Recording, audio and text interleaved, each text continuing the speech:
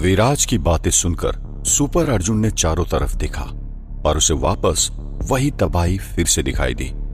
तभी अचानक उसके माइंड में एक और ख्याल आया और वो ख्याल है विराज के पिता किंग राइवर को लेकर। सुपर अर्जुन ने फिर एक बार विराज से उसके पिता के बारे में सवाल किया।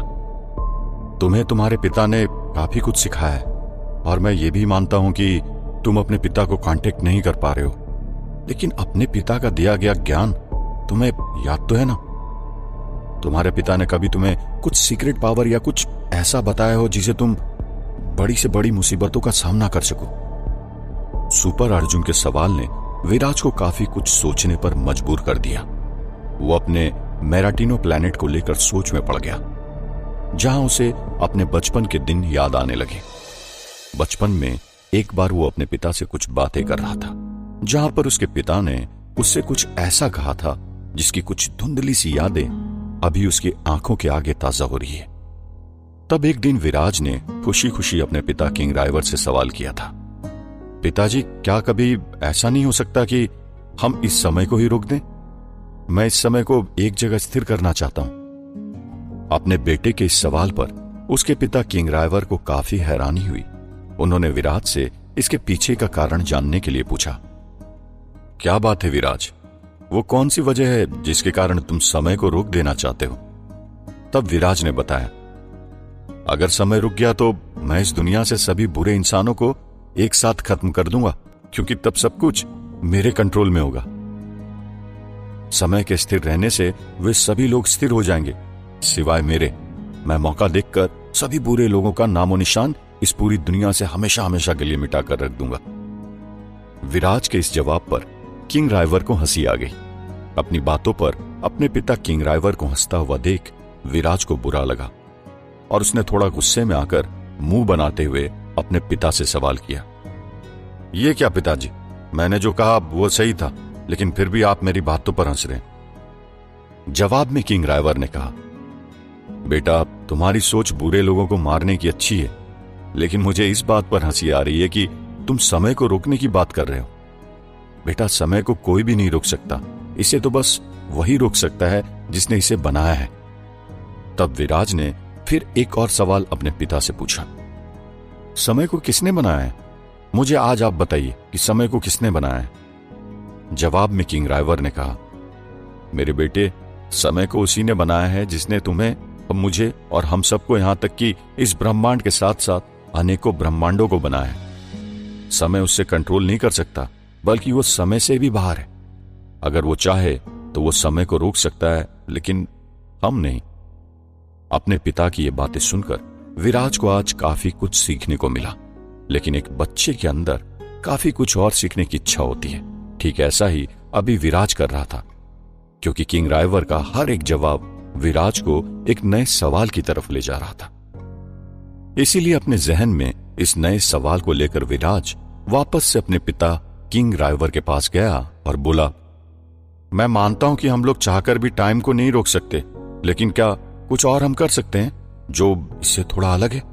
अपने बेटे का यह सवाल किंग राइवर को थोड़ा अजीब लगा, क्योंकि विराज का सवाल उसे इस बार समझ नहीं आया। इसलिए उसने पूछा, तुम कहना क्या चाहते हो? साफ साफ कहो। तब जवाब में विराज ने कहा, मैं ये कहना चाहता हूं कि जैसे हम कई बार पास्ट में कुछ ऐसी मिस्टेक जाने अनजाने में कर देते हैं जो हमें नहीं करनी चाहिए, और जब हमारा पास्ट हमारे सामने से गुजर कर अतीत बन जाता है, तब हम अपने आप को पूरी जिंदगी कोसते रहते हैं। क्या इस ब्रह्मांड में कोई ऐसी सुपर पावर मौजूद है जिसे पाकर हम इस टाइम पैटर्न को ही चेंज कर दे, या कुछ ऐसा कर दें जिससे टाइम में कुछ चेंजेस ला सके, जिससे हम अपने वर्तमान और फ्यूचर दोनों को ही बदल सके? अपने बेटे विराज का यह तीखा सवाल सुनकर किंग राइवर पूरी तरह हैरान हो गया और विराज से बोला, एक छोटी सी उम्र में इतने गहरे सवाल, इतनी गहरी सोच रखने वाले विराज, आज मैं जान गया हूं कि तुम इस मेराटिनो प्लैनेट के कोई साधारण मेंबर नहीं हो, बल्कि मेरे जाने के बाद किंग बनने की सारी जिम्मेदारी तुम्हारी ही है। और आज मुझे तुम्हारे अंदर आने वाला किंग दिखाई दे रहा है। और रही बात तुम्हारे इस रोचक से सवाल की, तो मैं तुम्हारी इस बात से सहमत हूं कि टाइम को रोकना भले ही पॉसिबल नहीं है, लेकिन टाइम के साथ कुछ अहम बदलाव करना पॉसिबल है। और इतना कहते ही किंग राइवर रुक गया पिताजी, अब आगे बताइए ना कि समय में ये सारे बदलाव कैसे मुमकिन है। विराज ने फिर एक और सवाल अपने पिता से किया। सब्र रखो बेटा, एक न एक दिन वो वक्त जरूर आएगा जब तुम्हें तुम्हारे इस सवाल का जवाब मैं खुद दूंगा। लेकिन अभी मैं तुम्हें इस सवाल का जवाब नहीं दे सकता। अभी तुम छोटे बच्चे और तुम्हें वो सारी बातें समझ नहीं आएगी। ऐसा कहकर किंग राइवर वहां से चला गया और तब से लेकर आज तक विराज को इस सवाल का जवाब नहीं मिल पाया। तभी विराज, जो ये सब सोच रहा था, वो अपने ख्याल से बाहर आया। विराज ने ये सारी बात सुपर अर्जुन को बताई तो सुपर अर्जुन फिर एक बार एक गहरी सोच में पड़ गया और थोड़ी देर बाद विराज से बोला, वैसे मेरे पास एक आइडिया है। कैसा आइडिया? विराज ने पूछा। मुझे लगता है कि हम दोनों को तुम्हारे मेराटिनो प्लैनेट जाना होगा और फिर मेराटिनो प्लैनेट जाकर तुम्हारे पिता किंग राइवर की तलाश करनी होगी। अगर हम किसी भी तरह से तुम्हारे पिता को तलाशने में कामयाब रहे तो हमें समय से जुड़े उस सवाल का जवाब मिल जाएगा जो तुम्हें अभी तक नहीं मिल पाया है। सुपर अर्जुन का यह परामर्श विराज को समझ में आ गया, लेकिन बावजूद इसके वो थोड़ा परेशान दिखा और कुछ देर बाद उसने अर्जुन से कहा, लेकिन अर्जुन, अभी इन सब का समय नहीं है। इस तरह अर्थ को और यहां के लोगों को मुश्किल में छोड़कर हम वापस नहीं जा सकते। अगर हम यहां से वापस चले गए तो यहां के लोग सोचेंगे कि हम दोनों ने यह सब जानबूझकर किया है। और ऊपर से इतनी बड़ी डेविल आर्मी जिनकी संख्या हर घंटे बढ़ती जा रही और अब ये लाखों के पार पहुंच चुकी है। हमारे मेराटिनो प्लैनेट जाने से लोगों का हौसला पूरी तरह टूट जाएगा, जो कि अभी सिर्फ हमारे सहारे आस लगाए हुए हैं। इनकी रक्षा कौन करेगा? कौन इन्हें बचाएगा? इसलिए हमारा अभी इस अर्थ पर रहना बहुत जरूरी है। विराज की इस बात पर अर्जुन ने कहा, तुम चारों तरफ देखो विराज, हम कोशिश तो कर रहे हैं ना इस डेविल आर्मी को खत्म करने की, लेकिन देखो हम खुद की रक्षा तो इनसे कर पा रहे हैं, लेकिन हम ना ही इन्हें खत्म कर पा रहे हैं और ना ही इनसे सभी लोगों की रक्षा कर पा रहे हैं। और रहा सवाल हमारे मेराटिनो प्लैनेट जाने के बाद इस अर्थ पर लोगों की रक्षा का, तो ये भार मैं सनाया, रोमा और लाइका के ऊपर छोड़ जाता हूं, जो कि अभी मेरे जितने ही पावरफुल है। मुझे उम्मीद है कि हमारे इस प्लैनेट पर वापस आने तक ये सभी इस खूंखार डेविल आर्मी को रोक कर रखेंगे। जरा सोचो विराज, क्या पता तुम्हारे प्लैनेट में हमें इस प्रॉब्लम का सल्यूशन मिल जाए। तो सोचो, हम इस अर्थ को तबाह होने से बचा लेंगे, इंसानों को खत्म होने से बचा लेंगे, वरना ऐसे ही हम यहां देखते रहे तो इंसान खत्म हो जाएंगे। सुपर अर्जुन का यह सजेशन विराज को पसंद आया और उसने सुपर अर्जुन को लेकर मेराटिनो प्लैनेट जाने की हामी भर दी। ठीक है सुपर अर्जुन, अगर हमारा ऐसा करने से टाइम में कुछ बदलाव किया जा सकता है और इस मुसीबत से छुटकारा पाया जा सकता है तो मैं यह रिस्क लेने के लिए तैयार हूं, विराज ने मुस्कुराते हुए जवाब दिया। जवाब में सुपर अर्जुन ने विराज के कंधे पर हाथ रखा और मुस्कुराते हुए बोला, शाबाश विराज, मुझे तुमसे ऐसे ही जवाब की उम्मीद थी। ऐसा कहते ही सुपर अर्जुन अगले ही पल रोमा, लाइका और सनाया के पास गया, जो कि अभी डेविल आर्मी का सामना कर रहे हैं। सुपर अर्जुन इन तीनों से कहता है, मैं तुम तीनों को आज सबसे बड़ी जिम्मेदारी सौंप कर जा रहा हूं, जो तुम्हें मेरी गैर मौजूदगी में अच्छे से निभानी है और मुझे तुम तीनों से यही उम्मीद है कि तुम ये काम मेरी गैर मौजूदगी में बखूबी करोगे। सुपर अर्जुन की ये बात इन तीनों को थोड़ी अजीब लगी और फिर ये तीनों एक दूसरे का मुंह ताकने लगे। ये तुम कौन सी जिम्मेदारी की बात कर रहे हो अर्जुन? लाइका ने सवाल किया। मैं विराज के साथ इस डेविल आर्मी वाली आफत से निपटने के लिए उसके प्लैनेट मेराटिनो जा रहा हूं, जहां जाकर हमें कई सारे सवालों का हल ढूंढना है। मेरे इस काम में विराज मेरी मदद करेगा और वहां जाकर हमें किंग राइवर की तलाश कर उनकी सहायता लेनी होगी। इसलिए जब तक हम दोनों यहां नहीं आते, तुम सबको यहां इन डेविल से लड़ना होगा और इंसानियत को बचाना होगा, सुपर अर्जुन ने जवाब दिया। अर्जुन के जवाब पर रोमा घबरा गया। उसे लगा कि अब जान को कोई खतरा हो सकता है, इसलिए उसने सवाल किया, जब तक तुम मेराटिनो प्लैनेट से वापस नहीं आ जाते तब तक हम इस चट्टान के जैसी जिम्मेदारी को अकेले कैसे निभाएंगे, जो कि हमारे लिए पहाड़ के समान एक बड़ी चुनौती है। तुमसे ऐसे जवाब की उम्मीद नहीं थी रोमा। ये बात तुम कर रहे हो, मुझे अपनी आंखों पर विश्वास नहीं हो रहा है। क्या तुम भूल गए रोमा कि तुम ही वो शख्स थे जिसने पास्ट में कई बार खतरनाक डेविल्स का सामना किया था? तुम चाहो तो बहुत कुछ कर सकते हो। डेविल आर्मी को रोकने का काम मैं तुम तीनों के हवाले छोड़कर जा रहा हूं। वापस लौटने में कितने दिन लगेंगे ये मैं भी नहीं जानता, लेकिन मैं इतना जरूर जानता हूं कि मैं जल्द ही मेराटिनो प्लैनेट से वापस जरूर आऊंगा, सुपर अर्जुन रोमा को समझाते हुए कहता है। सुपर अर्जुन के इस तरह समझाने से रोमा को उसकी बातें समझ में आने लगती है। वो अपनी नजरें नीचे झुकाता है और सुपर अर्जुन से माफी मांगते हुए कहता है, मुझसे आज बहुत बड़ी गलती होगी सुपर अर्जुन। मेरे पास काफी सुपर पावर मौजूद है, लेकिन मैंने आज खुद को कमजोर समझने की गलती की। मेरी इस गुस्ताखी पर मुझे माफ कर दो।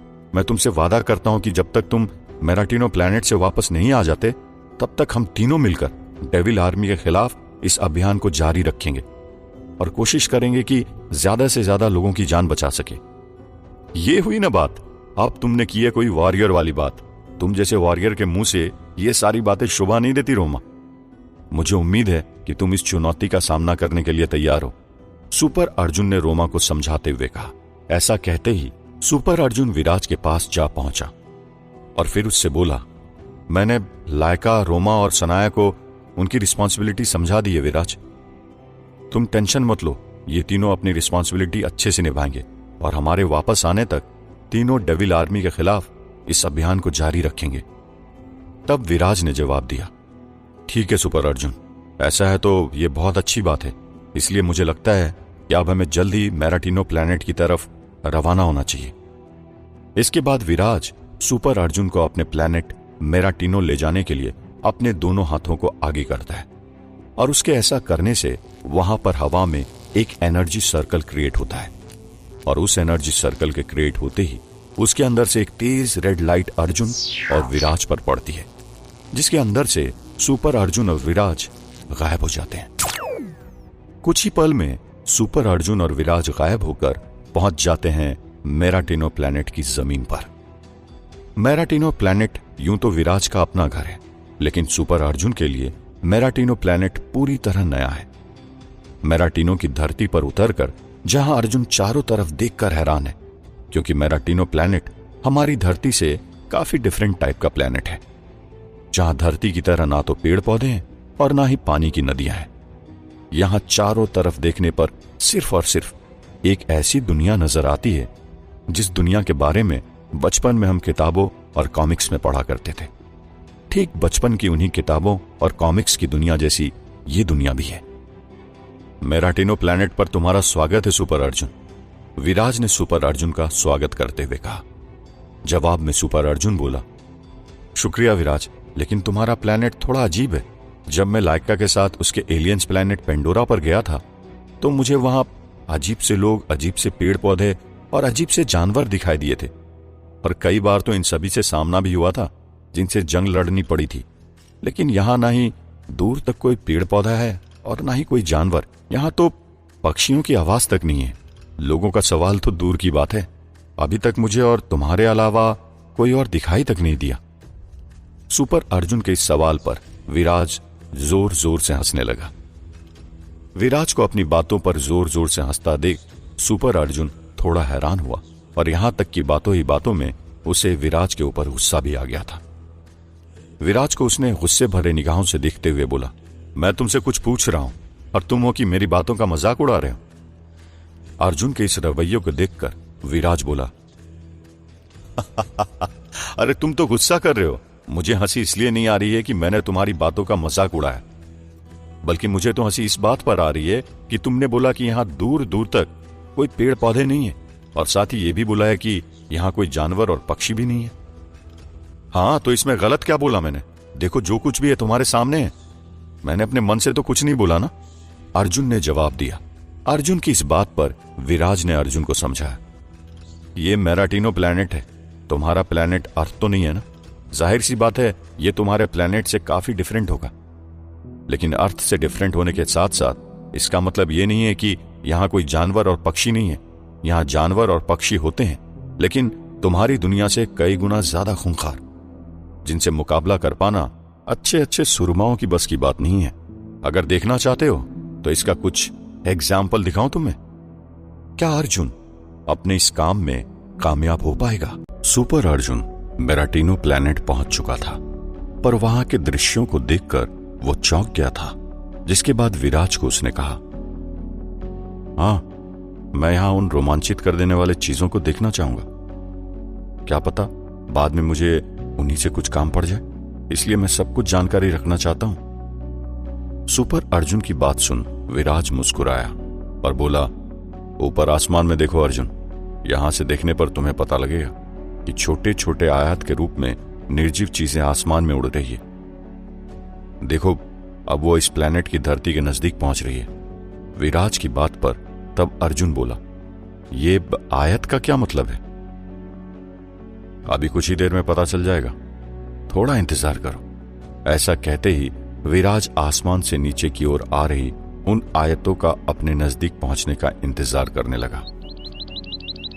ऐसे ही आसमान में से उड़कर वो आयतें नीचे मेराटिनो प्लेनेट की धरती पर पड़ी। वैसे ही विराज ने अपने हाथों को फिर एक बार आगे किया और एक बड़ा सा ब्लू कलर का एनर्जी सर्कल क्रिएट किया। अगले ही पल उस एनर्जी सर्कल से ब्लू और रेड कलर की लाइट के साथ एक अजीब सी एनर्जी उस सर्कल से बाहर निकलने लगी और कुछ ही मिनटों में चारों तरफ के वातावरण में फैल गई। और देखते ही देखते वो एनर्जी सैकड़ों आयातों से टकरा गई। लेकिन ये क्या, वहां पर तो कुछ ऐसा नहीं हुआ, जिसका अर्जुन अपना दिल थामकर बेसब्री से इंतजार कर रहा था। इसलिए उसने विराज से इस बारे में सवाल किया, तुमने तो कहा था कि यहां कुछ ऐसा होगा जो मुझे पूरी तरह शॉक्ड कर देगा, लेकिन यहां तो सब कुछ पहले की तरह नॉर्मल है। सुपर अर्जुन की इस बात पर विराज बोला, थोड़ा सब्र रखो सुपर अर्जुन, तुम्हें तुम्हारे इस सवाल का जवाब भी जल्द मिल जाएगा। विराज ने इतना कहा ही था कि तभी वहां पर अचानक तेज आंधियां चलनी शुरू हुई और हवा में तैर रही वे सभी आयतें ब्लास्ट हो गई और देखते ही देखते चारों तरफ का माहौल एकदम से बदल गया। जहां अभी कुछ देर पहले तक अच्छा खासा दिन का माहौल था, लेकिन अब अचानक रात होने लगी है और चारों तरफ बिना बादलों के तेज बिजलियां कड़कने लगी है, जो कि आसमान से न गिरकर मेराटिनो की धरती से पैदा हो रही है।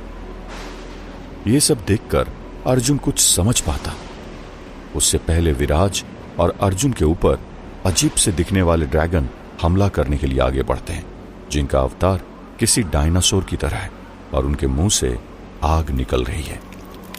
तुम्हारा ही कहना था ना कि इस मेराटिनो प्लेनेट पर कोई पक्षी या जानवर नहीं है। देखो, जो तुम्हारे सामने खड़े हैं ये इस प्लेनेट के पक्षी हैं, जो किसी भी पल हमारे ऊपर अटैक कर हमें खत्म कर सकते हैं, विराज ने कहा। विराज के इस बात का सुपर अर्जुन अभी कुछ जवाब दे पाता उससे पहले उसे वहां कुछ अजीब से और वे जीव दिखाई दिए, जो कि दिखने में किसी डेविल की तरह है।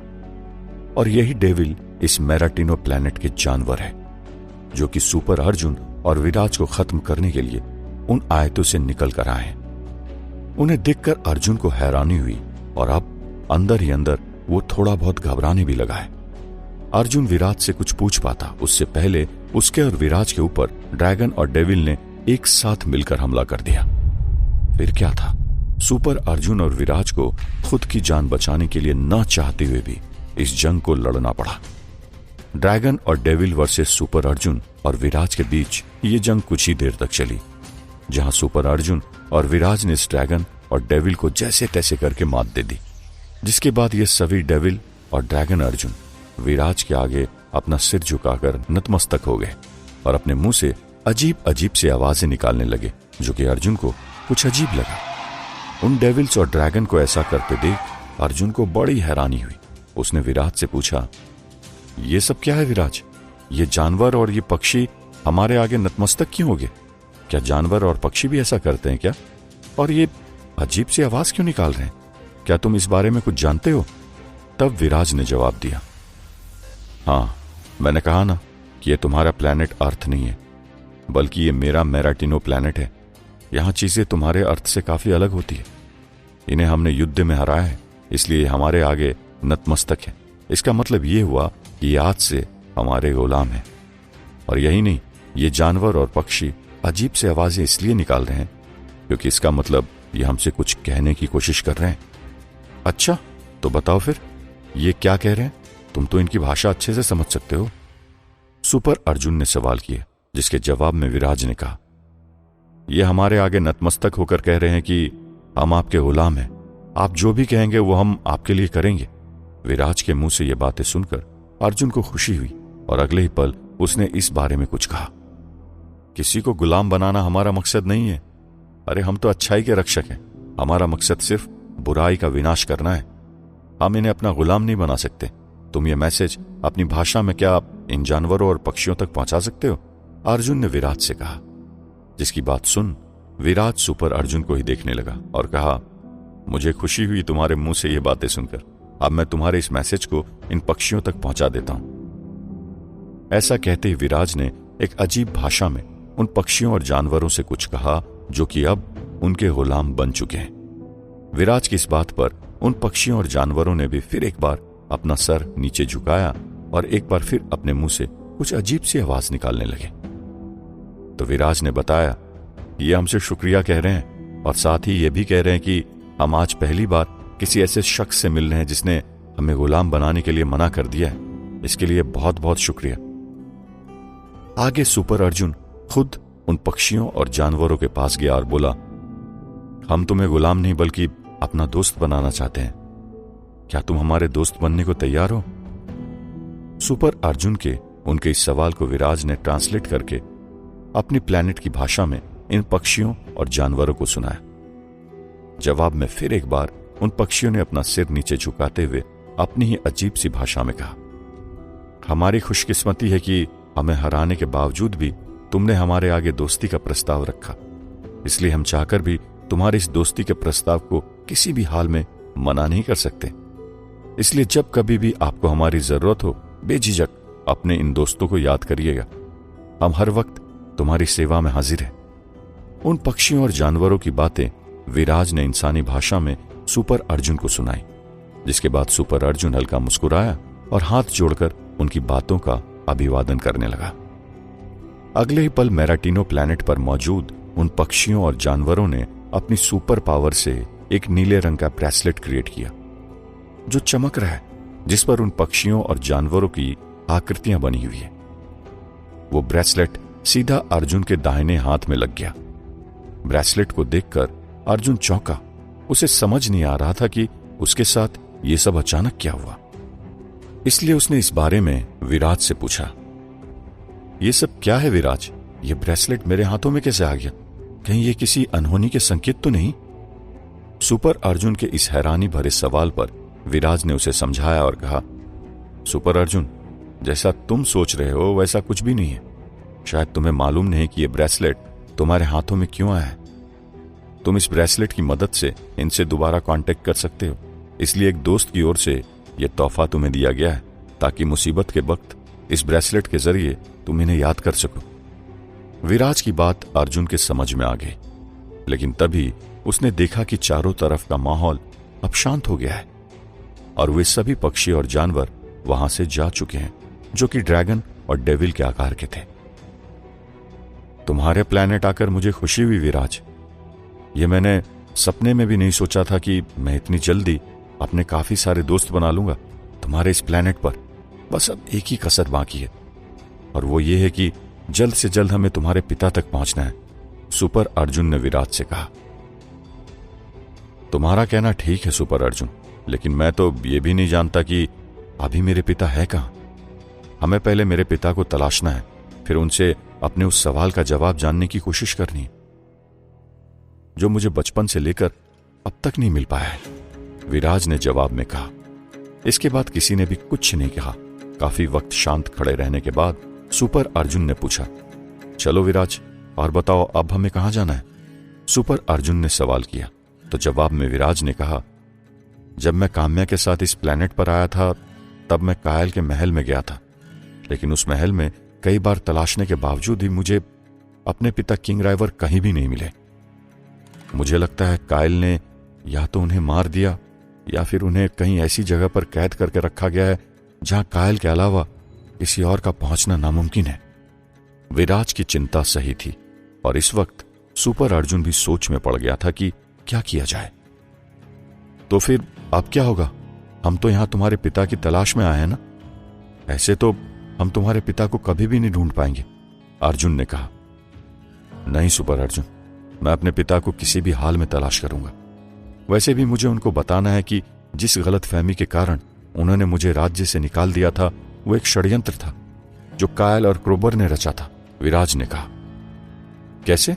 पर तुम ये तभी बताओगे ना जब तुम्हें तुम्हारे पिताजी मिलेंगे, अर्जुन ने पूछा।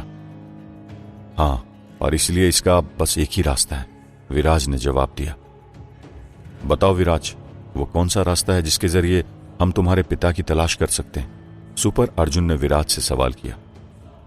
रुको, मैं तुम्हें अभी सब कुछ समझा देता हूं, विराज ने कहा और सुपर अर्जुन की बॉडी में अपनी पावर इंजेक्ट करने लगा। विराज अभी सुपर अर्जुन को पूरी तरह चेंज कर देना चाहता है, इसलिए उसने अपनी पावर का यूज सुपर अर्जुन के ऊपर किया, जिससे सुपर अर्जुन पूरी तरह बदल जाए और फिर उसे मेराटिनो प्लैनेट का कोई भी मेंबर न पहचान पाए। विराज ने सुपर अर्जुन को अपनी सुपर पावर से पूरी तरह बदल के रख दिया। वो भी नॉर्मल मेराटिनो प्लैनेट के मेंबर की तरह नजर आने लगा। सुपर अर्जुन को पूरी तरह चेंज करके देखते ही देखते विराज ने खुद को भी पूरी तरह बदल दिया और अब ये दोनों मेराटिनो प्लैनेट के साधारण से मेंबर बन गए। मैंने अभी अपनी सुपर पावर से तुम्हें पूरी तरह चेंज कर दिया सुपर अर्जुन, ताकि तुम्हें यहां कोई पहचान न पाए। आज हम अपने इस अजीब हुलिये के सहारे सबसे पहले माया मोंटेना से मिलेंगे, फिर उसके बाद कोई तरकीब का इस्तेमाल कर हमें कायल तक पहुंचना होगा। माया मोंटेना कहां रहती है ये मुझे अच्छी तरह मालूम है और शायद वही हमारा इस काम में मदद कर सकती है, विराज ने कहा। लेकिन क्या माया हमारी मदद करेगी? क्योंकि हो ना हो वो तो कायल की पत्नी है ना, फिर भला वो अपने पति का बुरा क्यों चाहेगी? सुपर अर्जुन ने सवाल किया। शायद तुम भूल रहे हो सुपर अर्जुन कि माया मोंटेना की बेटी सनाया अभी भी अर्थ पर मौजूद है, जो बहादुरी के साथ डेविल आर्मी का सामना कर रही है। और उससे भी बड़ी बात यह है कि माया मोंटेना अपने पति कायल और बेटे क्रोबर की घटिया सोच के खिलाफ है, क्योंकि जब सनाया पैदा हुई थी तब कायल ने सनाया और अपनी पत्नी माया मोंटेना को मारने की कोशिश की थी। इस वजह से माया मोंटेना इस मेराटिनो प्लैनेट से भागकर अर्थ पर आ गई थी। माया मोंटेना ही वो शख्स थी जिसने काम्या को उसके अतीत से रूबरू करवाया था। पर अब माया मोंटेना ही हमारी मदद करेगी मुझे मेरे पिता तक पहुंचाने में, विराज ने जवाब में कहा। जवाब में अर्जुन ने भी हां में अपना सिर हिलाया। अगले ही पल विराज ने उसे अपने साथ गायब कर सीधा माया मोंटेना के पास पहुंचा दिया। वहीं दूसरी ओर गणेश और मीनाक्षी अपनी बेटी की मौत से अंदर से पूरी तरह टूट गए हैं, क्योंकि काम्या उनकी इकलौती बेटी थी जो अब इस दुनिया में नहीं रही। काम्या की मौत को आज पूरे 2 दिन होने को है और इन 2 दिनों में काम्या के माता पिता गणेश और मीनाक्षी ने ना तो एक बूंद पानी पिया है और ना ही अन्न का एक दाना खाया है। गणेश तो एक बाप है और एक बाप होने के नाते उसके ऊपर कई जिम्मेदारियां भी हैं। काम्या के जाने के बाद उसकी जिम्मेदारियां कम होने के बजाय कई गुना बढ़ गई है, क्योंकि उसे अब मीनाक्षी को संभालना होगा, जो कि काम्या के गम में अंदर ही अंदर से पूरी तरह टूट चुकी है। तुमने पिछले 2 दिनों से कुछ भी नहीं खाया मीनाक्षी, अगर ऐसे ही तुम भूखी प्यासी रही तो तुम्हारी तबीयत बिगड़ जाएगी, गणेश ने कहा और मीनाक्षी के माथे पर हाथ लगाते हुए बोला। अरे तुम्हें तो तेज बुखार है और देखो ये काफी वीकनेस भी हो गई तुम्हें, चलो जल्दी से तुम कुछ खा लो, फिर मैं जल्दी से तुम्हें बुखार की दवाई दे दूंगा, गणेश ने मीनाक्षी को समझाते हुए कहा। मेरे जख्मों पर दवाई तुम नहीं लगा सकते गणेश, क्योंकि जो जख्म मुझे मिले हैं उसे शायद अब कोई भर नहीं पाएगा। ऐसा कहते ही मीनाक्षी जोर जोर से रोने लगी। मीनाक्षी को यूं रोता देख गणेश से रहा नहीं गया। वो फिर एक बार मीनाक्षी को समझाते हुए बोला, हमारी बेटी काम्या के जाने का दुख जितना तुम्हें है उतना मुझे भी है मीनाक्षी, पर क्या करें, होनी को कौन टाल सकता है। जो हमारे नसीब में होगा वो होकर रहेगा, इसे हम नहीं बदल सकते, लेकिन इसे हम ऊपर वाले की मर्जी जरूर समझ सकते हैं और ऊपर वाले की मर्जी समझकर हमें इसे स्वीकार करना ही होगा। इसके अलावा हमारे पास कोई और चारा भी नहीं, गणेश मीनाक्षी को फिर एक बार समझाते हुए बोला। अगर ये ऊपर वाले की मर्जी थी तो क्या हमारे साथ ये सब होना था? अरे इकलौती बेटी थी हमारी काम्या, अगर छीनना ही था तो मुझसे मेरे प्राण छीन लेते, पर मेरी बेटी की जिंदगी तो बख्श देते। फिर एक बार मीनाक्षी ने रोते हुए कहा, क्या काम्या के लिए अब सुपर अर्जुन कुछ करेगा या इस सच को स्वीकार कर लेगा?